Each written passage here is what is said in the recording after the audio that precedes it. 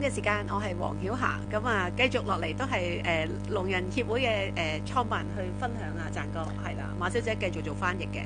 咁啊 Wallace 都係講電影嘅籌款啦。咁我今日真係好榮幸，因為第一次有機會咧就用手語去聽呢、個報道新聞、聽新聞啦，係啦。咁啊，贊哥啊，你頭先講咧，你話即係聾人都相對係會俾人會易騙啲嘅。咁原因係咩咧？資訊唔能夠好暢順咁流通咯。係因為咧，我哋一般吸收一啲資訊咧，就係聽心機啊，或者係睇下電視。係啊係啊。咁聾人咧就首先聽唔到收音機先啦，係咪？咁電視嚟講咧，佢可能有字幕，但如果你有字幕，如果冇一個手語圈咧，嗰啲字咧，第一未必追得切，第二個字詞未必理解。咁所以咧，有好多資訊咧，佢哋係好忽略。咁你話都有報道，有啲新聞都會有講到啊。咁但係咧唔係咁廣啊，即係唔係太多手語嘅信息去報導。咁所以聾人咧就第一就難吸收佢嘅興趣變咗係弱啦。咁同埋咧佢都唔係太知你講咩，咁所以佢個興趣會比較少啲留意。咁呢方面有冇話都同唔同嘅部門啊，或者係有啊，機構反映過？我哋防止助孕科嗰度都會有，即係會搞一啲嘅防騙嘅講座啊。係啊。希望聾人去多啲去了解咁樣啦。不過有時我哋健聽嘅都一樣會俾人呃，何況話聾人啦。係。咁啊手語方面，你機構有幾多個人手係去處理即係手語嗰個翻譯咧？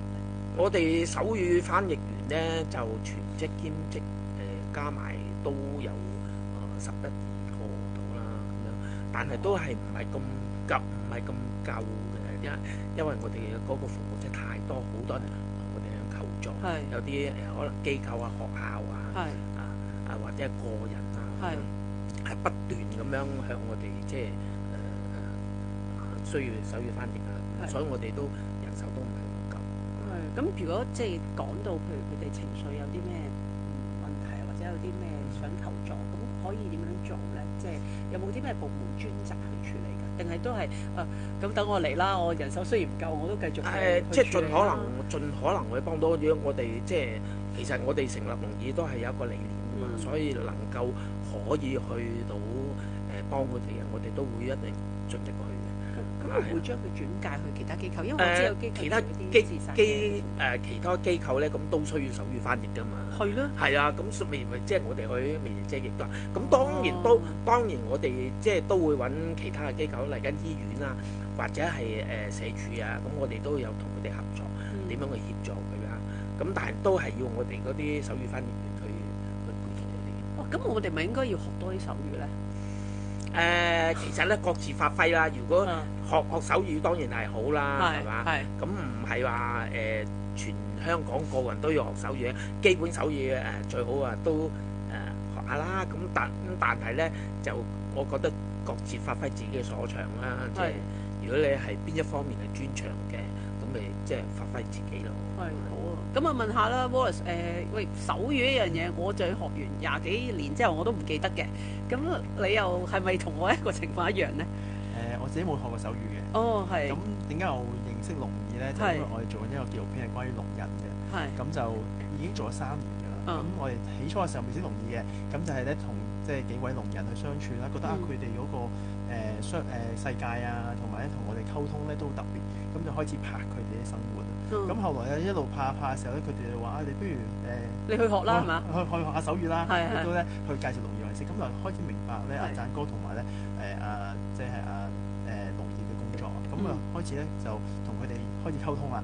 咁就佢哋就亦都轉介咗啲 case 俾我哋去即係去拍同埋認識。咁其實就過程裏邊好開心嘅，因為咧我哋去拍紀錄片咧就真係好想去將嗰個即係世界或者將嗰個聾人嘅一啲情況去表達出嚟。咁而咧我哋其實同好多聾人相處，其實好願意表達嘅。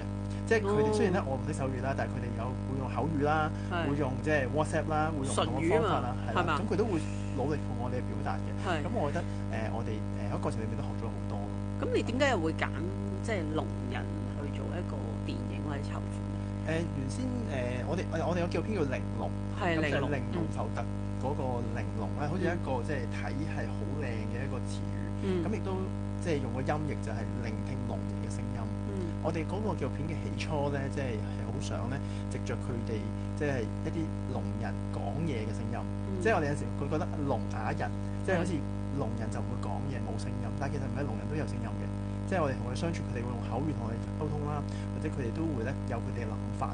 咁所以咧，我哋就用呢一個嘅初心去開始做紀錄片。咁所以咧開始嘅時候都困難嘅，因為我哋要去明白佢哋多啲啊，或者去相處。但係一同佢哋相處咗之後咧，佢哋好直接嘅，同埋咧我哋同聾人相處咧，我覺得好開心，係因為咧佢哋咧係好願意表達自己。咁就慢慢就開始就有呢個即係紀錄片嘅做法咯。咁而家收集到幾多個故事啊？我哋主要有5位主角嘅，咁佢哋都係各行各業嘅喎，即係聾人裏邊可能即係我哋會諗下佢哋工作會做啲咩嘅咧，或者佢哋嘅屋企會面對咩問題咧，或者佢哋有咩興趣嘅咧，咁原來佢哋都好闊嘅。咁例如通常我哋諗聾人梗係洗車啦，或者做一啲即係基層嘅工作。咁但係我哋識一個聾人去做會計嘅，一個聾人係打籃球嘅，一個聾人咧佢哋係即係畫畫嘅。咁其實佢哋都係好多自己嘅興趣。咁我識咗阿贊哥佢哋啦，亦都咧喺聾兒裏面有啲 case，有個聾人係唱歌嘅。咁我哋嚟緊好希望咧成就佢個夢想，就係我哋紀錄片嘅主題曲咧揾佢幫我哋唱。咁係聾嘅又唱歌，咁有冇啲特別嘅技巧咧？其實咁你就要睇我紀錄片先知。咁套片幾時會播啊？我哋而家仲做緊啦，即係紀錄片都係要時間嘅。咁我諗我哋期望啦，我哋期望呢個即係我哋成個紀錄片嘅製作去到今年年底可以完成咯。咁亦都將來我哋紀錄片嘅發行亦都同而家我哋做山莊日記嘅情況一樣，好希望為咗機構籌款。咁所以將來都會用着玲瓏呢個紀錄片咧，幫聾兒去籌募一啲經費。因為以我對佢哋嘅認識咧，其實佢哋即係聾兒咧本身就唔係政府資助機構啦，咁亦都要咧有一啲恆常嘅開支。你聽到佢哋有10幾位嘅即係手語翻譯員啦，咁亦都有即係有唔同嘅中心啦，有租務嘅情況啦。咁同埋咧，佢哋即係我認識聾兒嘅同工咧，佢哋即係了解一個聾人嘅 case 咧，即係可能我哋健聽人可能做輔導或者傾一個 case 咧，可能係2個鐘3個鐘，但係了解一個聾人 case 可能係10幾個鐘，因為可能用手語啦，可能聾即係用手語表達嘅時候，可能有啲概念性嘅表達唔到啦，即係我哋話我哋開心唔開心呢啲，其實可能容易表達，但係到再深層次啲了解個問題，咁就需要更多時間。咁所以我好欣賞佢哋嘅工作，所以我覺得我哋希望我哋做一個聾人紀錄片嘅時候，除咗係能夠可以表達到聾人世界嘅情況之外咧，更加能夠可以幫到佢哋去籌款，讓到佢哋嘅工作可以繼續去做落去。因為我見阿贊哥其實都唔係聾人嚟嘅，咁但係都好堅啊！我頭先喺休息嘅時間不斷，佢都有好多嘅手語去溝通啦，咁樣。咁阿贊哥話其實呢一個電影，咁你嘅目標個籌款係諗住籌幾多咧？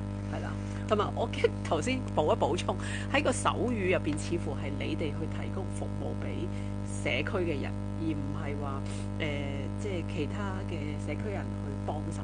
因為好多人都可能需要你哋手語嗰個經驗去協助嘅喎。係啊，即係講呢個電影咧，其實就係希望主流社會嘅人咧理解聾人去多一啲啦。咁亦都我哋需要亦都俾香港嗰個或者未必係香港啊，就算會睇呢個電影嘅任何地區嘅人啦嚇。